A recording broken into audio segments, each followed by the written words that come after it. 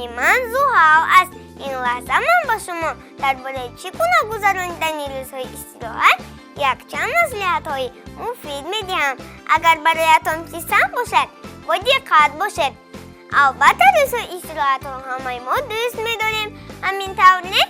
اما اکثریت نمی‌دانیم که این روزها را چگونه خوشگوار گذرانیم.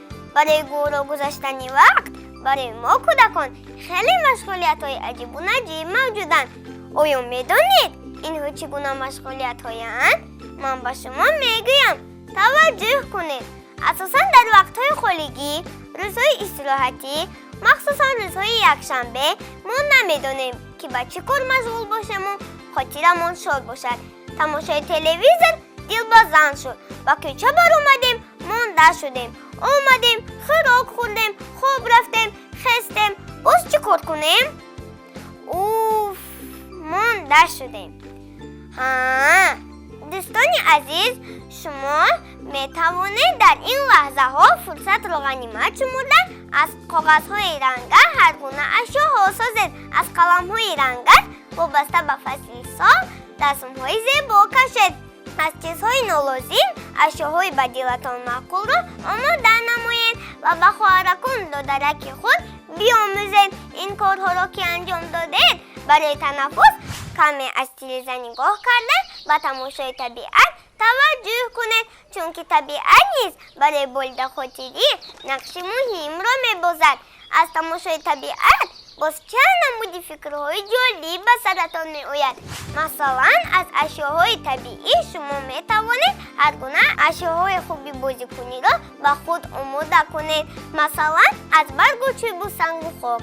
در وقت‌های خالگی شما باز می‌توانید از افسانه‌های میدانستگیتان استفاده برده دقت خواهرکان دادرکانتان را به خود جلب کنید. برای رنگین و گوارا گشتن برنامه استراحتی شما می توانید با کارهای خانه به مادرتان یاری رسانید. باز می توانید از مادرتان خواهش کنید که با شما کلچه قند آماده کنند و در این مسئله نیز به او یاری رسانید. در این حالت کلچه قند باز هم با لذت تر می شود. انا بعد کلچه قند را با یک پیاله چای گرفته روی میز کاریتان آورده در لحظه مزه چشید کتاب خوانید. انا بعد لذتی استراحت را احساس می نمایید. واه واه، کتاب خوانی با شیرینی عجب و لذت است. افسانه ویست. یک بار تجربه کنید خودتان می فهمید. در بست دیگر شما می توانید در دل چه آرزویی دارید روی کاغذ آرید. درباره برادران خود افسانه بافید، حکایت ایجاد کنید و البته به والدینتان نشان دهید. باوری دارم که به آنها پسند می‌آید و حتما به شما احسن میگویند. این عمل هم برای ذهنتان و هم برای شعورناکی شما منفعتی خیلی مفید می‌آورد. برای بلد خاطری شما می‌توانید با سرودخوانی و رقص و بازی کنید. موسیقی نیز برای آرامی اعصاب نقش می‌بازد و وقتتان را خوش می‌گرداند. سیر و گشت نیز برای استراحتی خوب مفید است. در باغ‌ها سیر و گشت کردن، از زیبایی طبیعت حلاوت برید. این برای سلامتی خیلی خوب است. همسالان عزیز، این بود چند نصیحت برای گذراندن روزهای استراحت.